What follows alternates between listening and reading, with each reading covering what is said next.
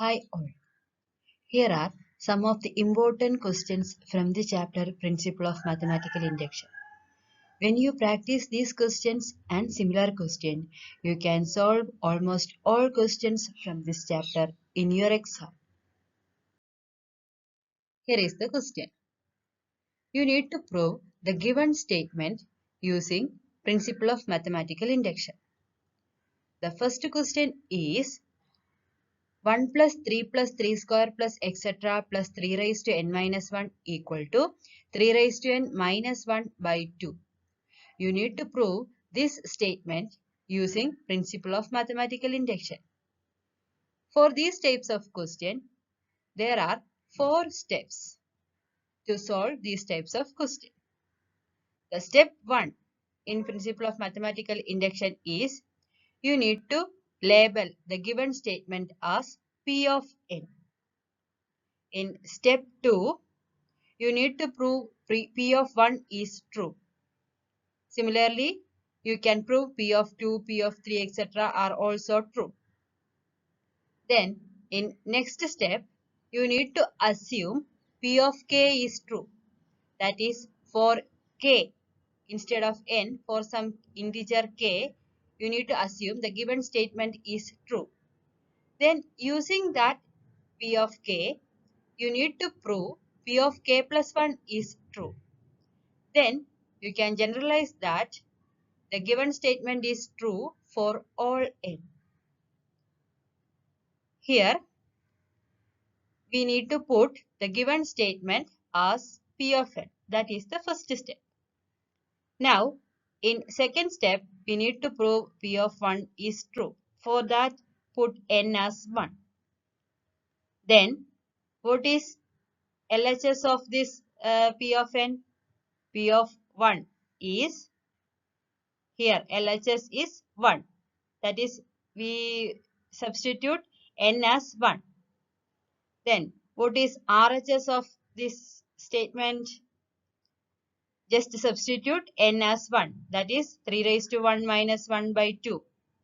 It is 1. Here, LHS of this equation is 1 and RHS of this equation is 1. That is, this statement is true for n equal to 1. Now, try to prove this for n as 2. Then what is LHS of this equation? P of 2. 1 plus 3. That is 4. Now here when we substitute n as 2, we will get P of 2. RHS of P of 2 is 3 square minus 1 by 2. It is 4. That is LHS of this equation P of 2 and RHS of P of 2 are same. So this statement is true for n is equal to 2. So we can conclude that the statement is true for n equal to 1 and n equal to 2. Now try to do the statement is true for n equal to 3. Now what is the next step? We need to assume the given statement is true for n equal to k. That is, we assume that 1 plus 3 plus 3 square plus etc. plus 3 raised to k minus 1 is 3 raised to k minus 1 by 2. Now, what is the next step? Using this, we need to prove P of k plus 1 is true. Now, what is the LHS of P of k plus 1? That is, we are just substituting k plus 1 instead of n. Then, 1 plus 3 square plus etc. plus 3 raised to n minus 1 becomes 3 raised to k plus 1 minus 1. Now, what is k plus 1 minus 1 is k. So, the statement becomes 1 plus 3 square plus etc. plus 3 raised to k. Or, we can rewrite this statement as 1 plus 3 square plus etc. The term just behind this is 3 raised to k minus 1. We are just writing that here. So, 1 plus 3 square plus etc. plus 3 raised to k minus 1 plus 3 raised to k.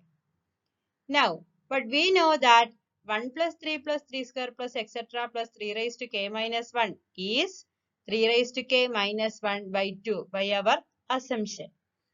We assume that the statement is true for n equal to k. That is, we know that this statement is true. So instead of this, what we can write? We can write 3 raised to k minus 1 by 2. So this becomes 3 raised to k minus 1 by 2 plus 3 raised to k. Now here we can just cross multiplying this. Now our aim is we need to reach to this equation. Instead of k, we can write k plus 1. So here just cross multiplying 3 raised to k minus 1 into 1 plus 2 into 3 raised to k by 2. Now here 3 raised to k, here 2 3 raised to k. So total 3 raised to k minus 1 by 2. Or we can write 3 into 3 raised to k as 3 raised to k plus 1 minus 1 by 2. That is, we reach to RHS of P of k plus 1. So, the statement is true for n equal to k plus 1. Then, using principle of mathematical induction, we can conclude that the statement is true for all natural number n. The same procedure is for all these types of questions from this chapter. So, you need to thorough with all steps of this principle of mathematical induction. Here is the next question. Try to do yourself. So here first step is we need to label the given statement as P of n. Now we need to prove the statement is true for n equal to 1. So here what is P of 1? 1 cube. Now in RHS also when we substitute n as 1 we will get 1. So here LHS and RHS are same, so we can conclude that P of 1 is true. Now try to prove the statement is true for n equal to 2. So here we can conclude that P of 2 is true. Now in step 3 we need to assume that the statement is true for n equal to k. That is, we are just substituting k instead of n. Now using this statement we need to prove that P of k plus 1 is true. Now what is P of k plus 1? Here just substituting k plus 1 instead of n. So 1 cube plus 2 cube plus etc. plus k plus 1 cube. But we know that 1 cube plus 2 cube plus etc. plus k cube is this. Because we assume that this statement is true. So instead of that, we can substitute this. Now, just using some mathematical calculation, here we are taking square inside. So k square into k plus 1 the whole square by 2 square. Now cross multiplying, we will get this statement. Now just rearranging. We are just taking k plus 1 the whole square outside. Then we will get like this. Our aim is we need to reach this statement.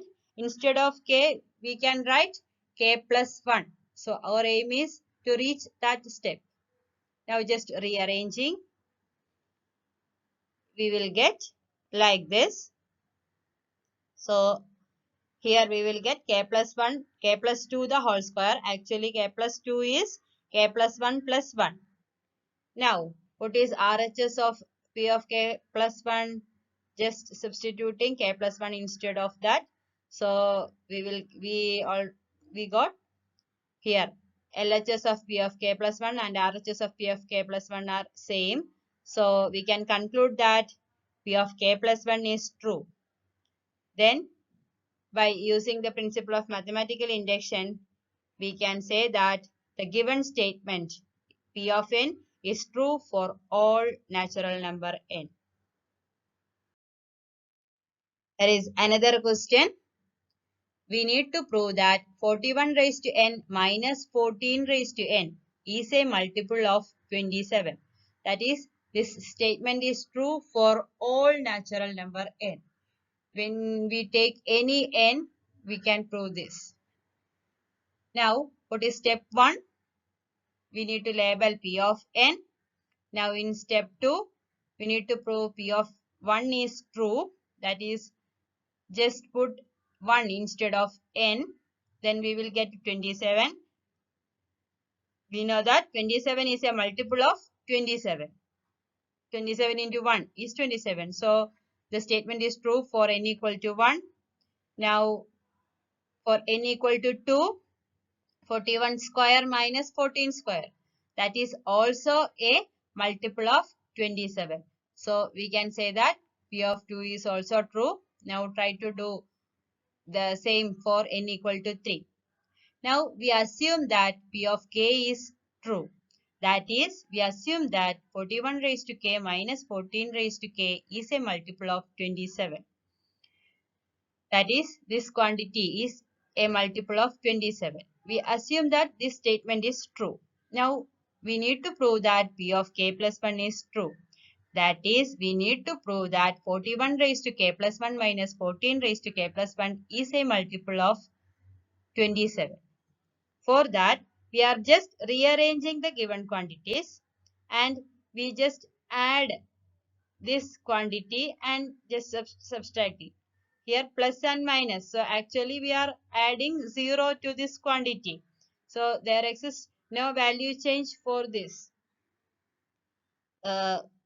Here 41 raised to k plus 1. We can write it as 41 into 41 raised to k minus. We are just adding and subtracting this quantity.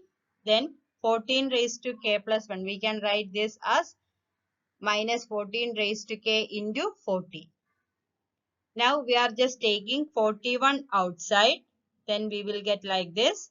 Here we are taking 14 raised to k outside. Then we will get like this. But by our assumption, we know that this quantity is a multiple of 27. So here 41 into some quantity which is a multiple of 27. Here 14 raised to k into 41 minus 14 is 27.